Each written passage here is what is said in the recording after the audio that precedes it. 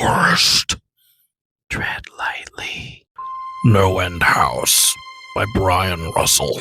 Let me start by saying that Peter Terry was addicted to heroin. We were friends in college and continued to be after I graduated. Notice that I said I. He dropped out after 2 years of barely cutting it. After, I moved out of the dorms and into a small apartment. I didn't see Peter as much. We would talk online every now and then. AIM was king in the pre-Facebook years. There was a period where he wasn't online for about 5 weeks straight. I wasn't worried. He was a pretty notorious flake and drug addict, so I just assumed that he stopped caring. Then one night I saw him log on. Before I could initiate a conversation, he sent me a message. "David, man, we need to talk." That was when he told me about No End House. It got that name because no one had ever reached the final exit. The rules were pretty simple and cliché. Reach the final room of the building and you win $500. There were 9 rooms in total. The house was located outside the city, roughly 4 miles from my house. Apparently, Peter had tried and failed. He was a heroin and who knows what the fuck addict. So I figured the drugs got the best of him and he wigged out at a paper ghost or something. He told me that it was too much for anyone, that it was unnatural. I didn't believe him. I told him I would check it out the next night. And no matter how hard he tried to convince me otherwise, $500 sounded too good to be true. I had to go. I set out the following night. When I arrived, I immediately noticed something strange about the building. Have you ever seen or read something that shouldn't be scary, but for some reason sends a chill down your spine? I walked towards the building, and the feeling of uneasiness only intensified as I opened the front door. My heart slowed and I let a relieved sigh leave me as I entered. The room looked like a normal hotel lobby decorated for Halloween.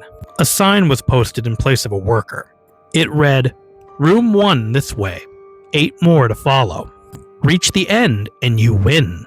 I chuckled and made my way to the first door. The first area was almost laughable. The decor resembled the Halloween aisle of a Kmart, complete with sheet ghosts and animatronic zombies that would give a static growl as you passed by. At the far end was an exit. It was the only door besides the one I entered through.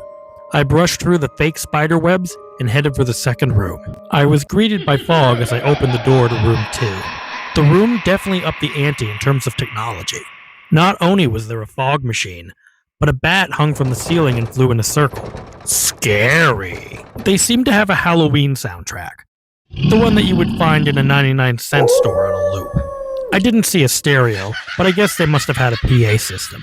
I stepped over a few fake rats that wheeled around, and walked with a puffed chest up to the next area. I reached for the doorknob, and my heart sank to my knees. I did not want to open that door. A feeling of dread hit me so hard that I could barely even think. Logic overtook me after a few terrifying moments, and I shook it off and entered the next room. Room 3 is where things began to change. On the surface, it looked like a normal room. There was a chair in the middle of the wood-paneled floor. A single lamp in the corner did a poor job of lighting the area, casting a few shadows across the floor and walls. That was the problem. Shadows. Plural. With the exception of the chairs, there were others. I had barely walked in the door and I was already terrified. It was at that moment that I knew that something wasn't right. I didn't even think as I tried to automatically open the door that I had came through. It was locked from the other side. That set me off. Was someone locking the doors as I progressed? There was no way. I would have heard them. Was it a mechanical lock that set automatically? Maybe. But I was too scared to really think. I turned back to the room and the shadows were gone. The chair's shadows remained, but the others were gone. I slowly began to walk. I used to hallucinate when I was a kid, so I wrote off the shadows as a figment of my imagination. I began to feel better as I made it to the halfway point of the room. I looked down as I took my steps and that's when I saw it. Or didn't see it. My shadow wasn't there. I didn't have time to scream. I ran as fast as I could to the other door and flung myself without thinking to the room beyond. The fourth room was possibly the most disturbing. As I closed the door, all light seemed to be sucked out and put back into the previous room. I stood there, surrounded by darkness, not able to move. I'm not afraid of the dark and never have been, but I was absolutely terrified. All sight had left me. I held my hand in front of my face and I didn't know what I was doing. I would never have been able to tell. Darkness doesn't describe it. I couldn't hear anything. It was dead silence. When you're in a soundproof room, you could still hear yourself breathing. You can still hear yourself being alive. I couldn't. I began to stumble forward after a few moments, my rapidly beating heart being the only thing I could feel.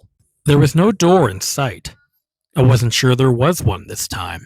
The silence was then broken by a low hum. I felt something behind me. I spun around wildly, but could barely even see my nose. I knew it was there, though. Regardless of how dark it was, I knew something was there. The hum grew louder, closer. It seemed to surround me. But I knew whatever was causing the noise was in front of me, inching closer. I took a step back. I had never felt this type of fear. I can't really describe true fear. I wasn't even scared that I was going to die. I was scared of what the alternative was. I was afraid of what this thing had in store for me. But then the lights flashed for a second, and I saw it. Nothing. I saw nothing. And I know I saw nothing there. The room was again plunged into darkness, and the hum became a wild screech. I screamed in protest. I couldn't hear this goddamn sound for another minute. I ran backwards, away from the noise, and I fumbled for a door handle. I turned and fell into room 5. Before I describe room 5, you have to understand something. I am not a drug addict. I have no history of drug abuse or any sort of psychosis short of the childhood hallucinations that I mentioned earlier. And those were when I was really tired or just waking up. I entered No End House with a clear head. After falling in from the previous room, my view of room 5 was from my back, looking up at the ceiling. What I saw didn't scare me. It simply surprised me. Trees had grown in the room and towered above my head. The ceilings in this room were taller than the others, which made me think that I was in the center of the house. I got off the floor, dusted myself off, and took a look around. It was definitely the biggest room of all of them. I couldn't even see the door from where I was. Various brush and trees must have blocked my line of sight with the exit. Up until this point, I figured the rooms would get scarier, but this was a paradise compared to the last room. I also assumed that whatever was in room 4 had stayed there. I was incredibly wrong. As I made my way deeper into the room, I began to hear what one would hear if they were in the forest. Chirping bugs and the occasional flapping of birds seemed to be my only company in this room. That was the thing that bothered me the most. I heard bugs and other animals, but I didn't see any of them. I began to wonder how big this house was. From the outside, when I walked up to it, it looked like a regular house. It was definitely on the bigger side, but this was almost a full forest here. The canopy covered my view of the ceiling, but I assumed it was still there, however high it was. I couldn't see any walls either. The only way that I knew that I was still inside was that the floor matched the other rooms, the standard dark wood paneling.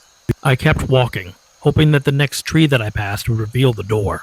After a few moments of walking, I felt a mosquito fly on my arm. I shook it off and kept going. A few seconds later, I felt about 10 more land on my skin in different places. I felt them crawl up and down my arms and legs, and a few made it across my face. I flailed wildly to get them all off, but they just kept crawling.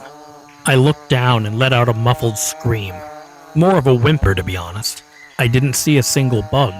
Not one was on me, but I could feel them crawling. I heard them fly by my face and sting my skin, but I couldn't see a single one. I dropped to the ground and began to roll wildly.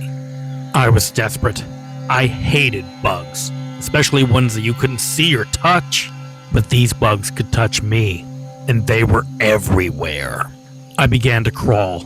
I had no idea where I was going. The entrance was nowhere in sight, and I hadn't even seen the exit. So I just crawled, my skin wiggling with the presence of those phantom bugs. After what seemed like hours, I found the door. I grabbed the nearest tree and propped myself up, mindlessly slapping at my arms and legs to no avail. I tried to run, but I couldn't.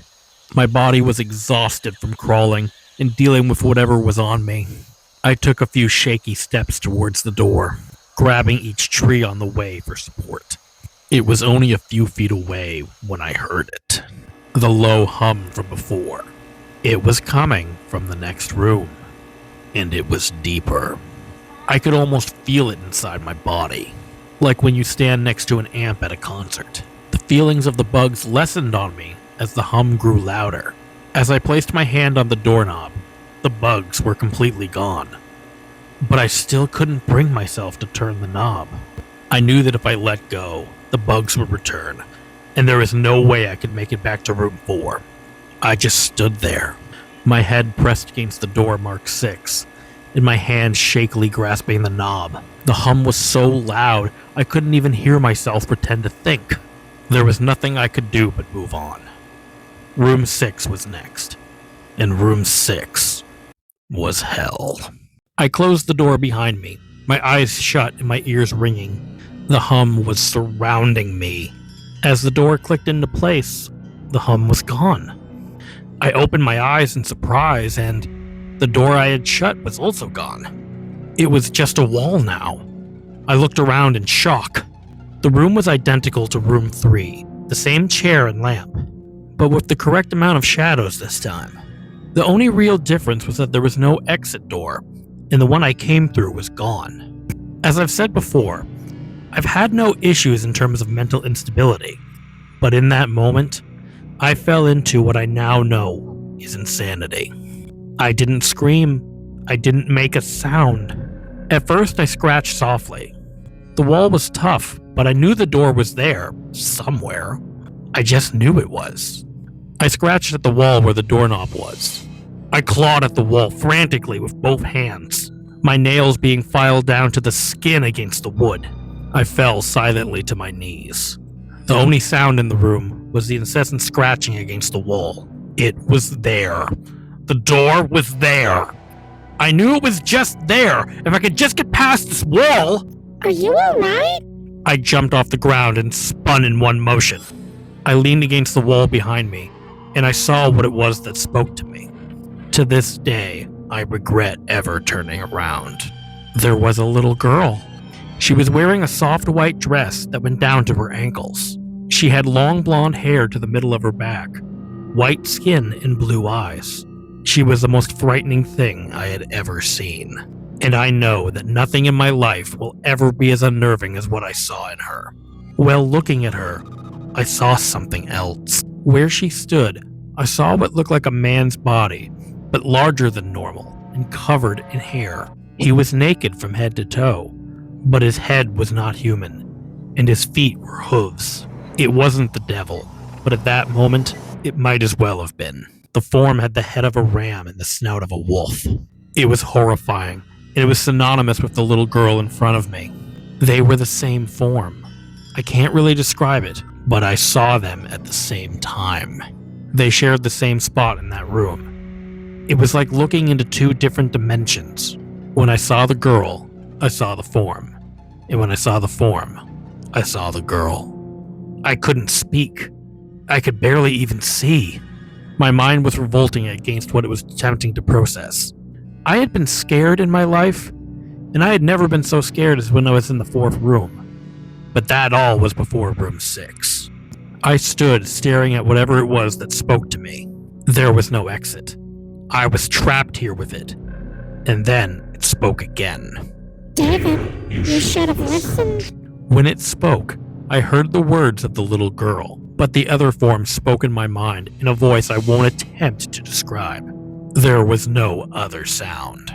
That voice just kept repeating that same sentence over and over again in my mind. And I agreed. I didn't know what to do.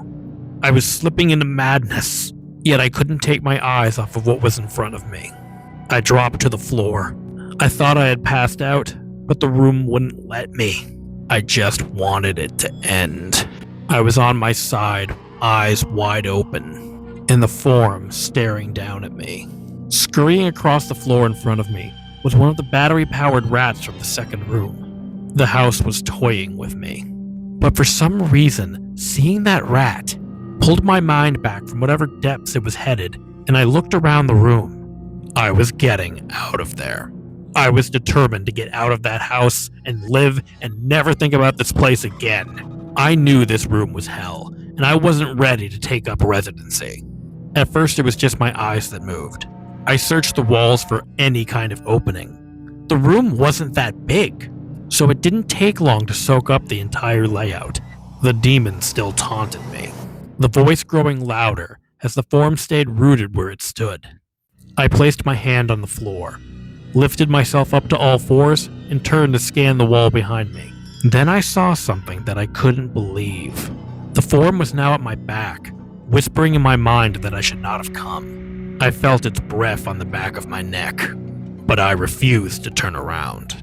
A large rectangle was scratched into the wood, with a small dent chipped away in the center of it. Right in front of my eyes, I saw the large 7 I had mindlessly etched into the wall. I knew what it was. Room 7 was just beyond the wall where Room 5 was moments ago. I didn't know how I had done it. Maybe it was just my state of mind at the time. But I had created the door. I knew I had. In my madness, I had scratched into the wall what I needed most: an exit to the next room. Room 7 was close. I knew the demon was right behind me, but for some reason, it couldn't touch me. I closed my eyes and placed both hands on the large 7 in front of me. I pushed. I pushed as hard as I could. The demon was screaming in my ear. It told me I was never leaving. It told me that this was the end. But I wasn't going to die. I was going to live there in room 6 with it. I wasn't. I pushed and screamed at the top of my lungs. I knew I was going to push for the wall eventually. I clenched my eyes shut and screamed, and the demon was gone. I was left in silence. I turned around slowly and was greeted by the room as it was when I entered. Just a chair and a lamp. I couldn't believe it, but I didn't have time to dwell. I turned back to the 7 and jumped back slightly. What I saw was a door, but it wasn't the one I had scratched in, but a regular door with a large 7 on it. My body was shaking. It took me a while to turn the knob. I just stood there for a while, staring at the door. I couldn't stay in room 6. I couldn't. But if this was only room 6, I couldn't imagine what room 7 had in store. I must have stood there for an hour, just staring at the 7. Finally, with a deep breath, I twisted the knob and opened the door to room 7. I stumbled through the door, mentally exhausted and physically weak. The door behind me closed, and I realized where I was. I was outside. Not outside like room 5, but actually outside. I wanted to cry. I fell to my knees and tried, but I couldn't. I was finally out of that hell. I didn't even care about the prize that was promised. I turned and saw that the door that I just went through was the entrance. I walked to my car and drove home, thinking about how nice a shower sounded. As I pulled up to my house, I felt uneasy. The joy of leaving No End House had faded, and dread was slowly building in my stomach. I shook it off as residual from the house and made my way to the front door. I entered and I immediately went to my room. There on my bed was my cat, Baskerville. He was the first living thing I had seen all night, and I reached out to pet him. He hissed and swiped at my hand. I recoiled in shock, as he had never acted like that. I thought, whatever, he's an old cat. I jumped in the shower and got ready for what I was expecting to be a sleepless night. After the shower, I went to the kitchen to make something to eat. I descended the stairs and turned into the family room. What I saw would forever be burned into my mind, however. My parents were lying on the ground, naked and covered in blood. They were mutilated to near unidentifiable states. Their limbs were removed and placed next to their bodies, and their heads were placed on their chests, facing me. The most unsettling part was their expressions. They were smiling, as if happy to see me. I vomited and sobbed there in the family room. I didn't even know what had happened. They didn't even live with me at the time. I was a mess. And then I saw it. A door that was never there before. A door with a large 8 scrawled in blood. I was still in my house. I was standing in my family room, but I was in room 7. The faces of my parents smiled wider as I realized this. They weren't my parents. They couldn't be, but they looked exactly like them. The door marked 8 was across the room, behind the mutilated bodies in front of me. I knew I had to move on, but at that moment I gave up. The smiling faces tore into my mind, grounding me where I stood. I vomited again and nearly collapsed. Then the hum returned. It was louder than ever. It filled the house and shook the walls. The hum compelled me to walk. I began to walk slowly, making my way towards the door and the bodies. I could barely stand, let alone walk. And the closer I came to my parents, the closer I came to suicide. The walls were shaking so hard it was as if they were about to crumble, but still, the faces smiled at me. As I inched closer, their eyes followed me. I was now between the 2 bodies, and feet from the door. The disembodied hands crawled their way across the carpet towards me, all while the faces continued to stare. New terror washed over me, and I walked faster. I didn't want to hear them speak. I didn't want voices that matched my parents'. They began to open their mouths, and the hands were inches from my feet. In a dash of desperation, I lunged towards the door, threw it open, and slammed it behind me. Room 8. I was done. After what I just experienced, there was nothing else this fucking house could throw at me that I couldn't live through. There was nothing short of the fires of hell that I wasn't ready for. Unfortunately, I underestimated the abilities of No End House. Things got more disturbing, more terrifying, and more unspeakable in Room 8. I have trouble believing what I saw in Room 8. Again, the room was a carbon copy of Rooms 3 and 6, but this time, sitting in the usually empty chair, there was a man. After a few seconds of disbelief, my mind finally accepted the fact that the man sitting in the chair was me. Not someone who looked like me. It was David Williams. I walked closer. I had to get a better look, even though I was sure of it. He looked up at me, and I noticed tears in his eyes. Please don't do it. Please don't hurt me. What? I asked. Who are you? I'm not gonna hurt you. Yes, you are. He was sobbing now. You're gonna hurt me, and I don't want you to. He sat in the chair with his legs up and began rocking back and forth. It was actually pretty pathetic looking, especially since it was me, identical in every way. Listen, who are you? I was now only a few feet away from my doppelganger. It was the weirdest experience yet, standing there talking to myself. I wasn't scared, but I soon would be. Why are you... You're going to hurt me! You're gonna hurt me! If you want to leave, you're gonna hurt me! What are you saying? Just calm down, alright? Let's figure this... And then I saw it.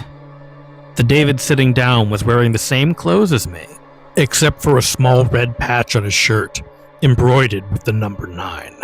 You're gonna hurt me! You're gonna hurt me! Don't, please! You're gonna hurt me! My eyes didn't leave the small number on his chest. I knew exactly what it was. The first few doors were plain and simple, but after that they became more ambiguous. 7 was scratched into the wall by my own hands. 8 was marked in blood by the bodies of my parents.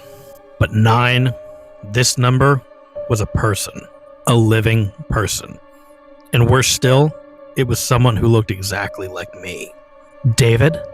I had to ask. Yes. You're gonna hurt me. You're gonna hurt me. He continued to sob and rock. He answered to David. He was me, right down to the voice. But that 9. I paced around for a few minutes while he sobbed in his chair. The room had no door, and similarly to room 6, the door I came through was gone. For some reason, I assumed that scratching wouldn't get me anywhere this time. I studied the walls and the floor around the chair, sticking my head underneath to see if there was anything below. Unfortunately, there was. Below the chair was a knife. Attached to it was a tag that read, "To David from management." The feeling in my stomach as I read that tag was something sinister. I wanted to throw up, and the last thing I wanted to do was remove the knife from under that chair. The other David was still sobbing uncontrollably. My mind was spinning into an attic of unanswerable questions. Who put this here, and how did they get my name? Not to mention the fact that as I knelt there on the cold floor, I was also sitting in that chair, sobbing in protest of being hurt by myself. It was all too much to process. The house and the management have been playing with me this whole time. My thoughts for some reason turned to Peter and whether or not he got this far. If he did, if he met a Peter Terry sobbing in this very chair, rocking back and forth, I shook the thoughts out of my head. They didn't matter. I took the knife from under the chair, and immediately the other David went very quiet. "David," he said in my voice, "what do you think you're doing?" I lifted myself from the ground and clenched the knife in my hand. "I'm going to get out of here." David was still sitting in the chair, though he was very calm now. He looked at me with a slight grin. I couldn't tell if he was going to laugh or strangle me. Slowly, he got up from the chair and stood right in front of me. It was uncanny. He was my exact height, and even the way he stood matched mine. I fell to the rubber hilt of the knife in my hand and gripped it tighter.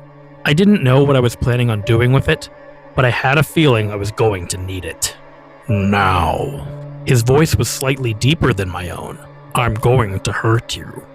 I'm going to hurt you, and I'm going to keep you here." I didn't respond. I just lunged and tackled him to the ground. I had mounted him and looked down, knife poised at the ready. He looked up at me, terrified. It was like looking into a mirror, and then the hum returned. Low and distant, though I still felt it in my body. David looked up at me as I looked down at myself. The hum was getting louder, and I felt something inside me snap. With one motion, I slammed the knife down on the patch on his chest and ripped down. Blackness fell upon the room, and I was falling. The darkness around me was like nothing I had experienced up till this point. Room 4 was dark, but it didn't come close to what was completely engulfing me. I wasn't even sure if I was falling after a while. I felt weightless, covered in dark. Then a deep sadness came over me. I felt lost, depressed, and suicidal. The sight of my parents entered my mind. I knew it wasn't real, but I had seen it, and the mind has trouble differentiating between what is real and what isn't. The sadness only deepened. I was in room 9 for what felt like days. The final room. And that's exactly what this was. The end. No End House had an end, and I had reached it. At that moment, I gave up. I knew I would be in that in-between state forever, accompanied by nothing but darkness. Not even the hum was there to keep me sane. I had lost all my senses. I didn't feel myself. I couldn't hear anything. Sight was completely useless here. I searched for a taste in my mouth and I found nothing. I felt disembodied and completely lost. I knew where I was. This was hell. Room 9 was hell. Then it happened. A light. One of those stereotypical light at the end of the tunnel. I felt the ground come up from below me, and I was standing. After a moment or two for gathering my senses, I slowly walked towards the light. As I approached the light, it took form. It was a vertical slit down the side of an unmarked door. I slowly walked through the door and found myself back to where I started. It was the lobby of No End House. It was exactly as I left it. Still empty, still covered with childish Halloween decorations. After everything that had happened that night, I was still wary of where I was. After a few moments of normalcy, I looked around the place trying to find anything different. On the desk was a plain white envelope with my name handwritten on it. Immensely curious but still cautious, I mustered up the courage to open the envelope. Inside was a letter, again handwritten. David Williams, congratulations, you have made it to the end of No End House. Please accept this prize as a token of your great achievement. Yours forever. Management. With the letter were 5 $100 bills. I couldn't stop laughing. I laughed for what felt like hours. I laughed as I walked out to my car, and laughed as I drove home. I laughed while I pulled into my driveway. I laughed as I opened the front door to my house. And I laughed as I saw the number 10 etched into the wood.